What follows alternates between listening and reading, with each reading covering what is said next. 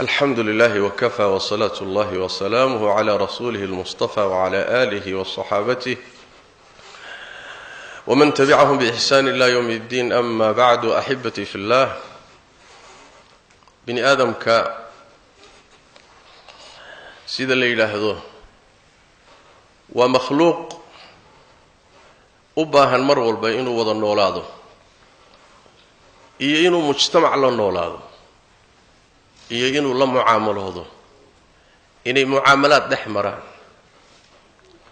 keligii ruuxu gooni uma noolaan karo. in gooni loo saarana waa nooc cuquubo ah. sidaas daraaddeed in la isla noolaado la mucaamaloodo waa laga maarmaan. nabigeennuna sallallahu alayhi wa alihi wasallam wuxuu leeyahay mu'minka dadka ku dhex jira dhibka kaga imaanaya dadkana u sabraya ayaa ka khayr badan mu'minka dadka ka dhexbaxa dhibaatadoodana aan u sabraynin. haddii la isu baahan yahay oo la isla nool yahay oo la isla mucaamaloonayo oo dana badan ina dhex marayaan, waxaan shaki ku jirin in la isqoonsanayo, waxaan shaki ku jirin in la iskhilaafayo, waxaan shaki ku jirin inay quluubtu istaabanayso, waxaan shaki ku jirin wax badanoodan u bogsanayn in la arkayso oo lagula imaanayo oo af iyo adinba leh. khilaaf baa imaanaya, waa la isqoonsanayaa, waa la isku dhacayaa. su-aasha muhimkii waxay tahay, taasi waa tabiici in la isku dhaco, in la iskhilaafo, in la isqoonsado, in la helo dad xadgudub iyo dulmi wada waa wax jiray waana jiri doonaa. laakiin su-aasha isweydiintale waxay tahay, khilaafka see loo maareeyaa, see loo xakameeyaa, see raadka xun ee uu reebi karo looga badbaadaa, see baa loo baahan yahay ruuxa markay cid iskhilaafaan inuu u mucaamaloodo si wax way khilaafka iyo dhibkiisa iyo saamayntiisa loo yareeyo. arrinta muhiimka taa iyadaa wey. allaha tabaaraka wa tacaala aadamaha abuurtay ayaa wax badan inoo sharxay sidii khilaafka loo maarayn lahaa. nebi maxamed salawaatu rabbi wasalaamuhu calayhi oo mucallimkii bashariyada ah ayaa wax badan inoo caddeeyey sidii khilaafaadka looga badbaadi lahaa aahaarta xun ay leeyihiin. waxaan isku dayaynaa khudbadan iyo khudbooyinka soo socda inaynu ku taabanno qodobo muhima oo khilaafka maanta jira iyo ka imaan doonaba lagu maareeyo. khilaafku ma aha inuu gaadho gacan ka hadal, khilaafku ma aha inuu gaadho in la islaayo, khilaafku ma aha inuu gaadho in dhiig la daadiyo, khilaafku ma aha inuu gaadho in dal la burburiyo, khilaafku ma aha in masaalixdii guud la baabi'iyo inuu gaadho, khilaafku ma aha inuu bulshada iyo mujtamaca iyo qoyska saamayn weyn ku yeesho. khilaafka waa in la maareeyo, la xakameeyo oo la kontaroolo. say ku suuroobi kartaa? wuxuu ina baray qur-aanka kariimkii tilaabada koobaadii wax weeyaan isku dhucu waa imaanayaaye qalbigaagu mar walba ha fayoobaado. ileen meesha dhibku ka imaanaya waa qalbiga. quluubtii baa kala fogaanayso isku dhacaysa, kadibna xubnihii baa isu imaanaya oo xumaan iyo iskula kacaya waxaan loo baahnayn. sidaas daraaddeed qalbigaaga ku dadaal mar walba inuu fayow yahay oo uu qaadi karo dadkoo dhan, ka khilaafsan, ka dulmiyey, ka ku xadgudbay, kay jecel yahay, ku necab yahay, qalbigaaga inuu qaadi karo isku day. xiqdiga iyo xasadka iyo nacaybka iyo uurkutaallada iyo waxaasi inaad iska dawayso mar walba. dabcan shaytaanku waa kugu soo ridaya, waana isku dayaa inuu qalbigaaga jirooyin badan geliyo, laakiin adigana waxaad u baahan tahay inaad dagaal gasho sifayso, mujaahadaad u baahan tahay. saas daraaddeed baa rabbigeen tabaaraka wa tacaala qur-aanka kariimka wuxuu inoogu sheegay ammaanay quluubta fayow. yowma laa yanfacu maalun walaa banuuna ila man ata allaha biqalbin saliim. maalinta qiyaamada xoolana janno laguma galo, carruuraad dashayna janno kuma geyso, ilaahay naxariistiisa waxba yani laguma helo adduunkan wax ku lahaa adduunkan madax ku ahaa yani madaxweynaan ahaa wasiir baan ahaa maalqabeen baan ahaa ilaahay agtiisa waxba kama aha maalinta qiyaamada laakiin waxa ku anfacaya waa fayoobida qalbigaaga waay qalbi fayow ilaahay ula tag shirkiga ka fayow shubahaadka ka fayow shahawaadka ka fayow dadka muslimiinta u fayow sidaasaad janno ilaahay ku galaysaa nabi maxamed salawaatu rabbi wasalaamu calayh maalin maalmaha ka mida ayuu nin masaajidka soo galaya ayuu wuxuu 3 goor yidhi jannada nin doona haddaad doonaysaan nin ahlu janna inaad aragtaan ninkaa fiiriya maalinkii ugu horreysay haddii la fiiriyey waa nin noocaas maalinkii labaad waa isla isagii maalinkii saddexaad waa isla isagii ninkii isaga haddii la dabagalay war maxaa 3 goor in jannada loogu bishaareeyo keenay oo nabi maxamed ugu bishaareeyo sallallahu alayhi wasallam uu sheego inuu jannada galay haddii la dabagalay soom badan iyo salaad badan iyo cibaadaad badan lama helin ninku ma soom badna ma salaad badna dadka wax kale uu kaga sito badan ma muuqdo wax cad markii la waayay ayaa laga maarmi waayay in su'aal toos loo weydiiyo warniyahu nabiga sallallahu alayhi wasallam 3 goor janno kuugu bishaareynaan maqalay maxaa jira wax badan kuuma na arki see wuxuu maxaa ku qarsoon waa intaasuu yidhi inta aad arkayso waxba iima dheera haddii laga tegi waayo habeen ma seexanin anigoo qalbiga ruux muslima wax ugu haya ninkii saxaabiga su'aasha weydiinaya arrinta baadhista ku sameeyay wuxuu yidhi mid daawaya midda aad ku gaadhay arrinta iyada cid kari kartana ayna jirin yaa awoodi karo maalintii imisa ruux baad isku dhacaysaan imisaad qoonsanaysaan maad awoodi kartaa habeen kasta markaad seexanayso qalbigaaga inaad sifayso oo cadaawaadka iyo xiqdiga iyo nacaybka ka saarto ma kari kartaa waa arrinta kari karta aad u yarta qalbigaaga marka fayoobe qalbigaaga ka saar xiqdiga iyo xumaanta ka saar qodobka labaad wuxuu yahay haddii isku dhac yimaado ruuxa aad isku dhacdeen ha goynin ha ka goyn salaanta ha ka goosanin ha ka jeedsanin ha goynin xidhiidhi 3 bari baa lagu ogoliyay nabigeenu wuxuu sallallahu alayhi wasallam xalaal ma ruux muslim ah inuu walaalkii xidhiidhkiisa gooyo oo ka tago 3 bari ka badan ama 3 habeen ka badan labada riwaayo waa ku yimaadeen labadaba riwaayadu waa ku timi oo 3 bari wixii ka badan in uu gooyo looma ogola oo goyntu macnaheedu maxay tahay in ay kulmaan oo kanina jeesado isma salaamayaan kanina dhinac buu u jeesaday kanina dhinac buu u jeesaday nabigu wuxuu yiri sallallahu alayhi wasallam labadoodana waxa khayr badan midkooda salaanta bilaaba riwaayad kale Abu Daawud uu warinayo min xadiis Abi Hurayra wuxuu nabigu leeyahay sallallahu alayhi wasallam ruuxi walaalkii 3 bari ka badan ka maqnaado gooya oo sida ku dhinta naar buu galay buu nabi maxamed yiri salawaatu rabbi wa salaam alayhi naar buu galay waa halis sidaas daraadeed walaalka ha gooynin xidhiidhi salaanta ka qaad salaan goyntu waa mas'ala kale 3 bari baa lagu ogol yahay 3 habeen 3 habeen waxa lagu siiyay caradu inay ka degto ciilka faraha badan iyo xanaaqo inuu ka dago adiran nafisto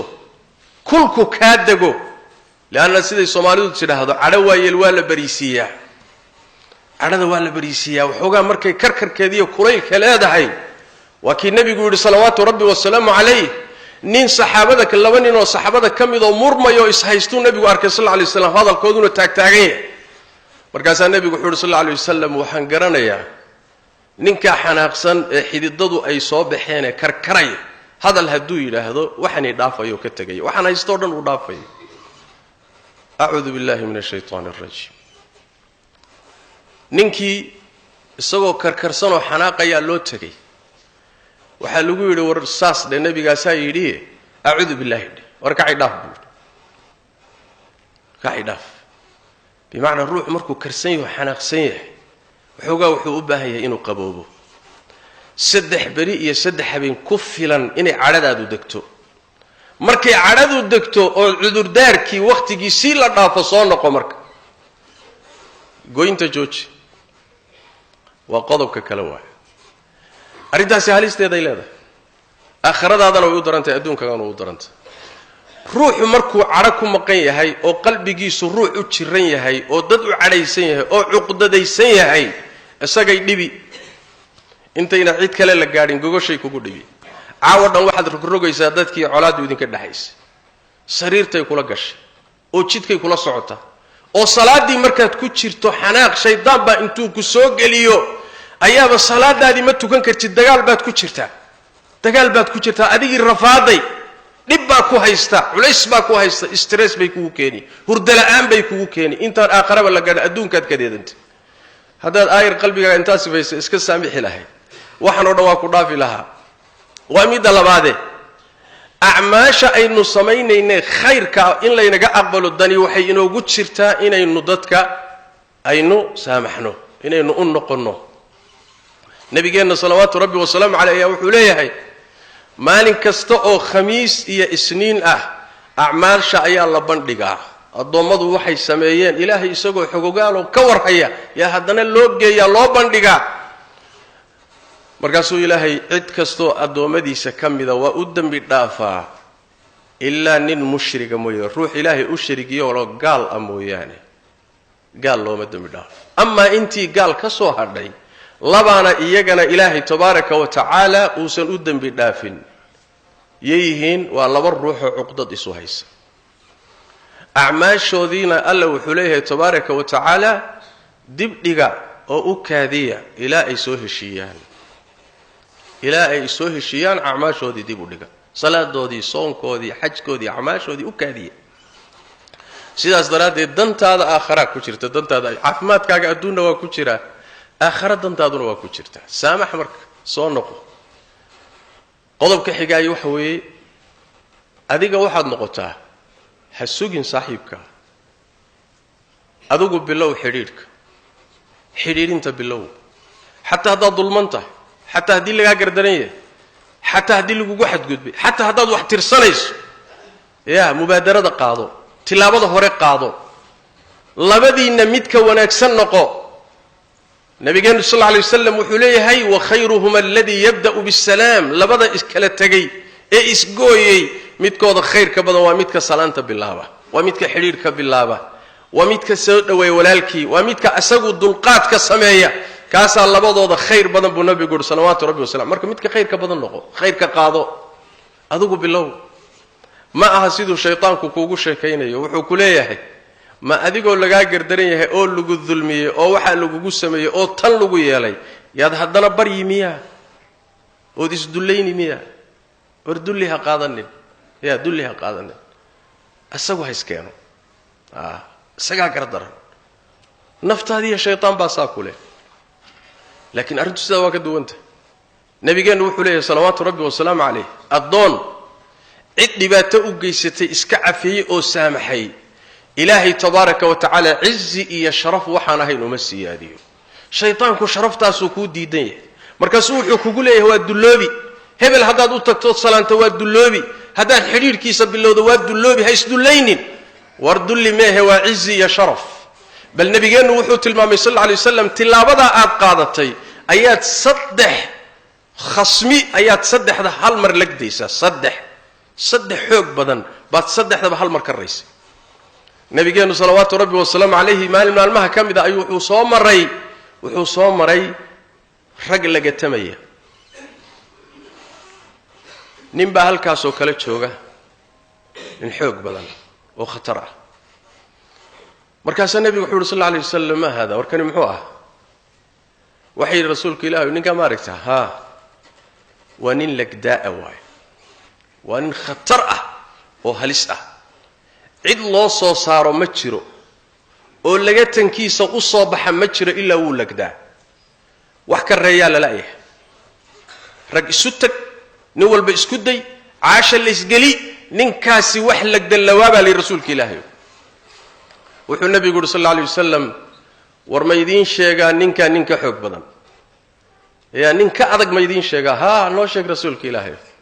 nebigu wuxuu yidhi sal alla alay wasalam waxaa ka adag kana xoog badan nin uu nin dulmiyey ruux uu ruux dulmiyey markuu dulmiyey kadibna cadhadiisii qarsaday cadhadiisii qarsaday oo aan ka ficiloonin oo aan ka aargoosanin oo cadhadiisii qarsaday oo isagu isku ekeeyey wuxuu nebigu yidhi sal alla alay wasalam sidaana kaga reeyey isagii shaydaankiisiina ka reeyey kan saaxiibkee ishayaanna shaydaankiisii ka reeyey hal mar buu wuxuu ka reeyey tilaabadaa iyadaa oo cadhadiisii inuu qarsada ah saaxiibkii iyo ciddii dhibaatada u geysatay inuusan ka ficil la qaadanina halkaa qodob buu wuxuu kaga reeyey tilaabadaa keliya iyuu 3 kaga reeyey saaxiibkii horta waa lagdo waa ka reeyey leanna wax way rayntu ma aha in aad dagaalka ku gacan sarrayso ma aha inaad dulmiga ku gacan sarrayso ma aha rayntu waxa weeyaan inaad adkaysi leedahay inaad dulqaad leedahay inaad tanaasul leedahay midtaasaa raynta ah saaxiibkii waa ka reeyey shaydaankiisii dabada ka wadayay lahaa aargooso war iska celi isagana waa ka reeyey saaxiibkii shaydaankii fogeeyey ee isaga durkiyey ee inuu soo noqdo u diidayna waa ka reeyey 3 cadow buu hal mar lagday allahu akbar 3 saaxiibkii oo muslim ah oo isgooyeen khasmigiisa ah iyo 2 shaydaan buu hal mar ka taqallusay ninkaasi iyo ninka hal nin lagdaya ka xoog badan ninkaas ay leeyihiin ninna kama xoog badna 2 nin hadday isugu tagaan way lagdi karaan hal nin buu ka reeyaa laakiin ninkani 3 buu hal mar lagday buu nabigu yidhi salawaatu rabbi wasalaamu calayh saas daraaddeed aadaabta baro naftaada bar ku qasab waa wax la barto waayo ilaahay tabaaraka wa tacaala addoommada tabaa'icda noocaasoo kale qaarna waa ku abuuraa oo iyagoo ku abuuran bay dhashaan dulqaadka saamaxaadda qaarna way isbaraan waa muktasab way isku qasbaan way iska keenaan marka dambena dabeecay u noqotaa haddii ilaahay ku siiyeyna siyaadii haddaan ilaahay ku siinina tabaaraka wa tacaala baro in dadka la saamaxo muxuu ah mubaadarada la qaato adiga aad noqoto ruuxa saamaxaadda raadinaya xataa haddii lagaga gardaran yahay sidaa ayaa waxaa ina baraya diinteenna ina baraysa qur-aanka kariimka faman cafaa wa aslaxa faajruhu cala allah waalkaadimiina alghayr waalcaafiina can الnaas wallahu yuxibu اlmuxsiniin صلوا وسلموا على خاتم الأنبياء والمرسلين اللهم صل وسلم وبارك على عبدك ورسولك محمد وعلى آله وصحبه أجمعين وارض اللهم عن الصحابة والتابعين وتابعيهم ومن تبعهم بإحسان إلى يوم الدين اللهم إنا نسألك الهدى والتقى والعفاف والغنى ربنا ظلمنا أنفسنا وإن لم تغفر لنا وترحمنا لنكونن من الخاسرين اللهم يا حي يا قيوم برحمتك نستغيث ردنا إليك ردا جميلا ووفقنا لما تحب وترضى اللهم إنا نسألك الخير كله عاجله وآجله ما علمنا منه وما لم نعلم ونعوذ بك من الشر كله عاجله وآجله ما علمنا منه وما لم نعلم وسبحانك اللهم بحمدك نشهد أن لا إله إلا أنت نستغفرك ونتوب إليك